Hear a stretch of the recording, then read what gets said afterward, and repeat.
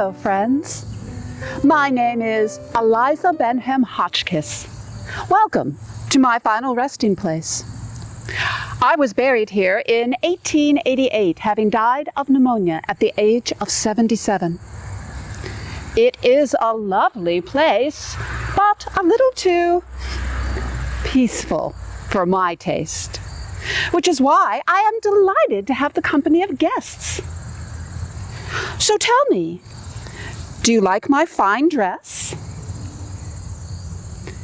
I want to share with you that this dress was my favorite dress for 50 years, yet I never washed it. It seems like a riddle, doesn't it? Or at least a good story? And isn't that why you have come? To hear a good story? Well then, gather around and I will tell you the story of how on a cold February day in 1837, when I was 26 years old, this dress went from being a fashion statement to being a political statement, an abolitionist political statement. To set the scene, when I was born here in 1811, Cheshire and the surrounding towns were mostly farming communities, where slavery was an accepted condition. You may not know this, but in the late 1700s, there were more slaves in Connecticut than there were in any other New England state. Now, you probably think that by 1837, most folks would have come to recognize slavery for the abomination that it is. But you would be wrong. Slavery disturbed few, and most folks thought it best not to stir the pot with abolitionist rhetoric. Not me, though. It was my strong opinion that slavery was a monstrous sin that needed to be stamped out. And so I was quite excited to learn that the newly formed Meriden Anti-Slavery Society and Pastor Arthur Granger, minister of Meriden Center Congregational Church, had arranged for the renowned abolitionist minister from New York City, the Reverend Dr. Henry Ludlow, to come to Meriden and speak on the evils of slavery. Dr. Ludlow, for those of you who have never heard of him, was one of several prominent abolitionists targeted during the New York City riots of 1834.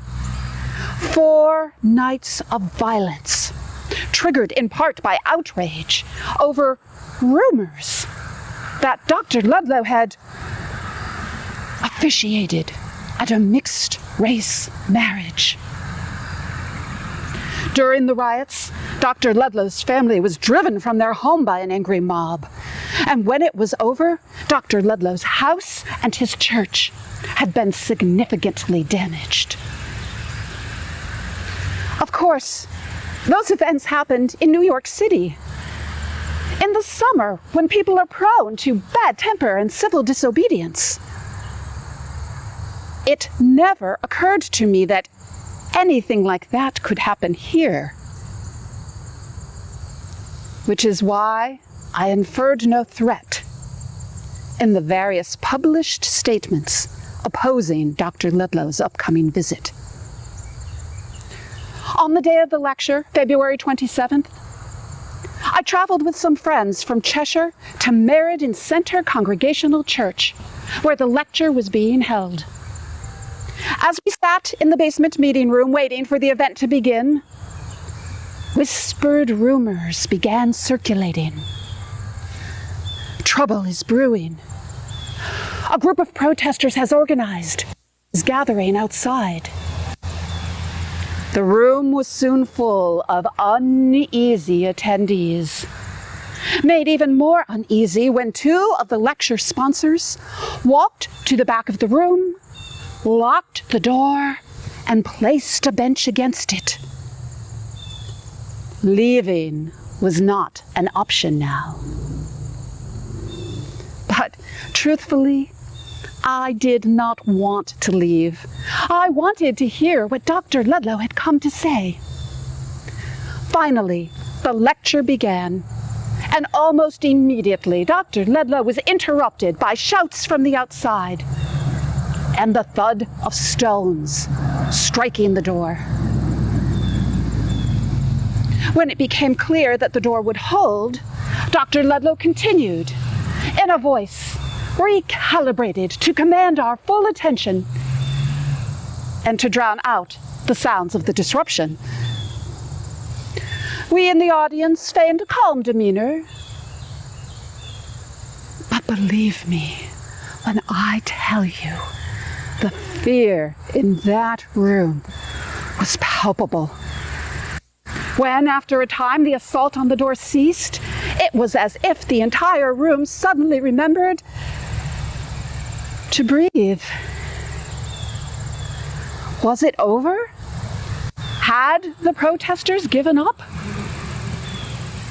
The answer came moments later, when a thunderous roar arose from the mob outside, punctuated by the jarring vibration of a heavy object slamming against the door. A second blow was struck, one more, and the door gave way.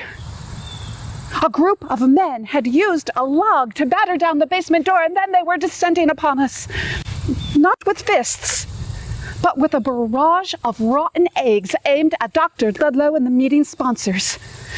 Profanity such as I have never heard before or since reverberated throughout the room. Some women fainted. But I did not faint. I stood up from my seat and I faced the mob with an expression that I surely hoped conveyed my outrage. As quickly as we could, my friends and I made our way outside. But there was no refuge there. The waiting crowd pelted everyone who emerged from the meeting room with eggs and stones. All around us, men began brawling and utter confusion prevailed.